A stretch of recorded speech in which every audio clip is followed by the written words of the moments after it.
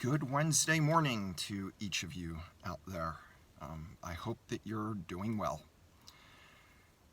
Things are going excellent here, and as I make these videos each day, I spend a good part of the day afterwards considering what to talk about the following day. And fortunately, that really doesn't involve trying to come up with material so much as organizing it in an orderly manner so that things are presented concisely and not sporadically. And like all day yesterday, something was coming to me to share this morning. And on my way home last night, it's like the voice of conscience said, we're not going to be talking about that tomorrow. You can talk about that anytime. You're going to be talking about this instead. So I was just like, okay. So what has come to me to share with you this morning starts with a movie that was made back in the early part of the new millennium. I saw it like 15 years ago. It's called What the Bleep Do We Know? And if you haven't seen the movie, it's basically a story about a girl, and the story is interspersed with commentary from a bunch of scientists and doctors and theologians and other people. It's a movie about quantum physics. And one of the doctors who spoke in that movie, I believe it was Joe Dispenza, at least he makes a periodic appearance here in Sedona, but anyway, he was saying in the movie, he was talking about when Christopher Columbus's ships arrived in the Western Hemisphere. And as they were coming over the horizon, the natives living there did not see the ships. They didn't recognize them until they pretty much were right in their face up on the shore. And that's because these people had never seen vessels of this type and of this size before. So their minds couldn't make the connection to identify these things. Now, how he knew that, I don't know, but I'm giving him the benefit of the doubt that he knows what he's talking about regardless, because it is analogous to what we have right now with hex.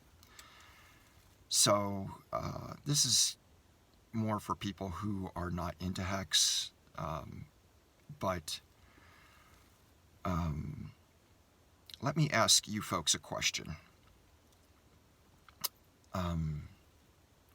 Let's suppose there is a $7 trillion market that exists in this world, and somebody had invented a device that could service the $7 trillion market. And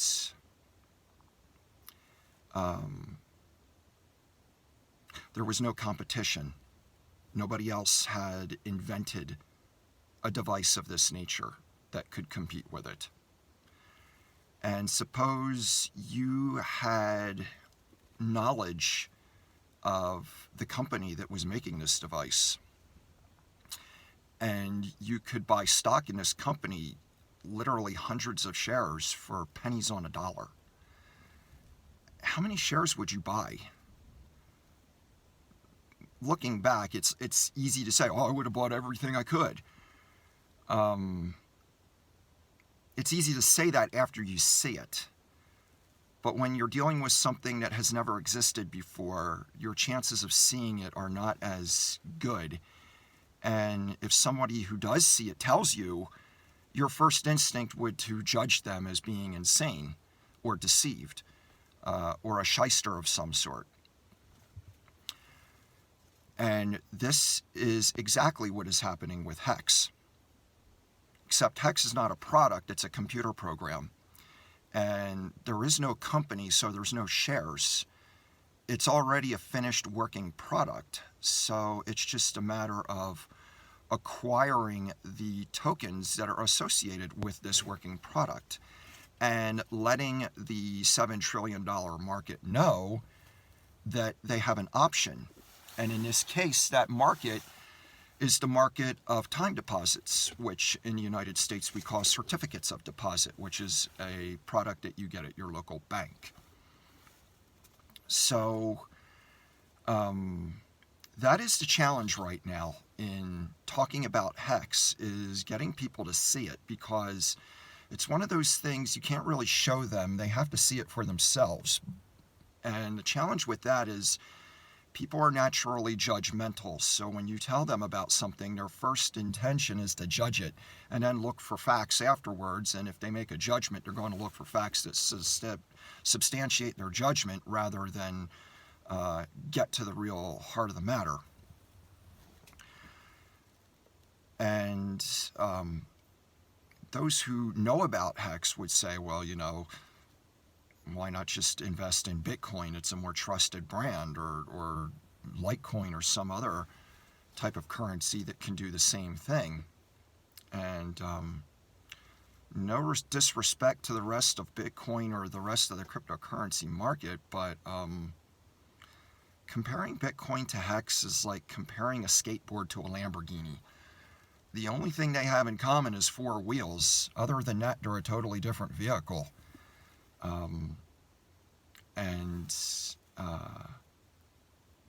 You have to look under the hood to see the difference.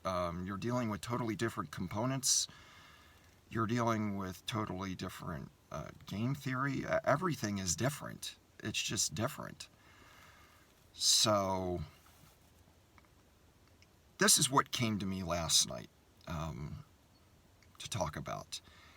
And I can see why the voice of conscience brought it to me, just based on my own personal experience in the last 12 hours or so.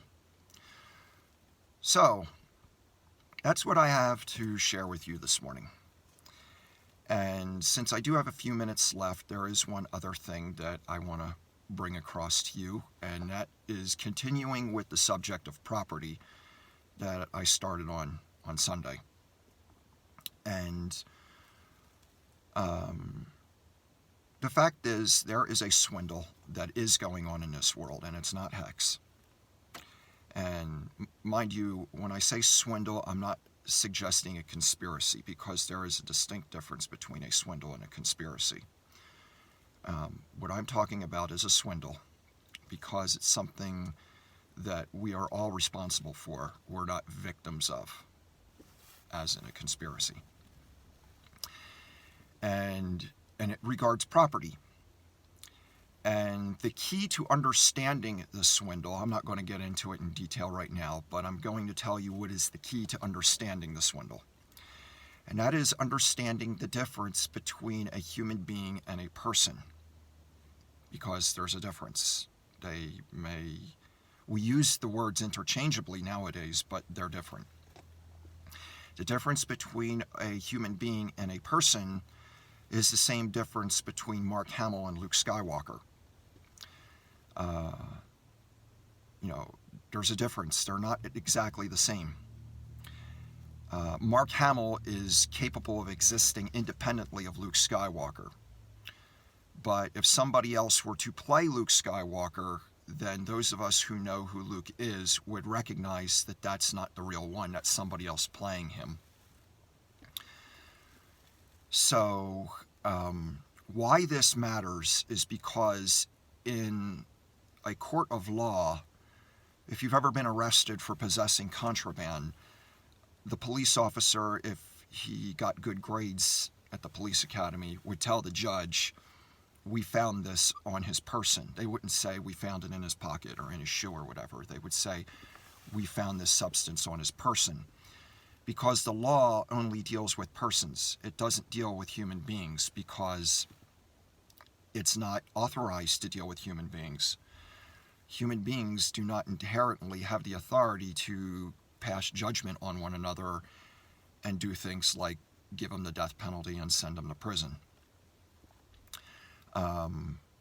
These things are acquired really by consent. And that's part of the swindle. And this will be delved into much, much deeper in future videos. But I need to go for now. So I'll talk to you all later. Bye.